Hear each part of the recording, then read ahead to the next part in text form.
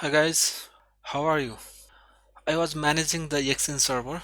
I have some issue with the database file, which is this one, demo database, and it is dismounted. When I try to mount this database, it throws some errors. So to fix this issue, I need to run the PowerShell command, which is Exchange management shell. Exchange management shell and run as administrator.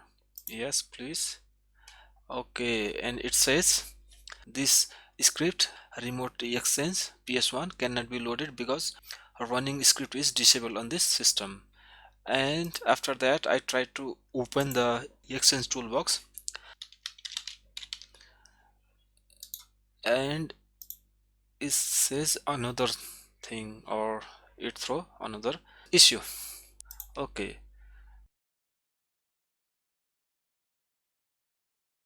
so it says there is the execution policy. This blocks the run scripts. So for that we need to set the execution policy. In first we will check the execution policy. So close this one, run PowerShell command,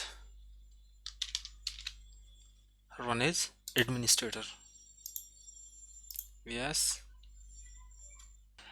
and check for the execution policy, which is get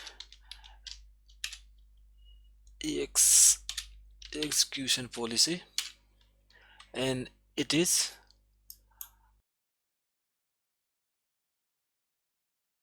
24 is fine. Okay, the execution policy is restricted. We need to set to allow the execute PowerShell commands. Set execution policy remote signed. There is two type of execution policy. One is all signed. It means all signed allows execution of scripts that have been digitally signed by a trusted publisher. And second is remote signed. It means allow local scripts to run regardless of signature, and requires trusted digital signature only for remote scripts. And I'm going to run in this local machine, so remote signed will be fine for me. So set execution policy remote signed, hit enter. Yes, y for yes. Okay, uh, the command is executed. Now I am going to run exchange management cell. Here it is, run as administrator. Yes,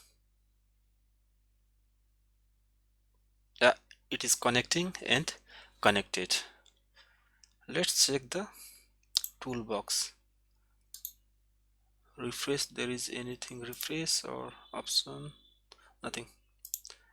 I'm just going to open one more time. So exchange toolbox, run as administrator. Yes, it is connected. Thank you guys for watching this video. Please subscribe my channel. If you have any questions regarding this video, please let me know in comment section. Thank you.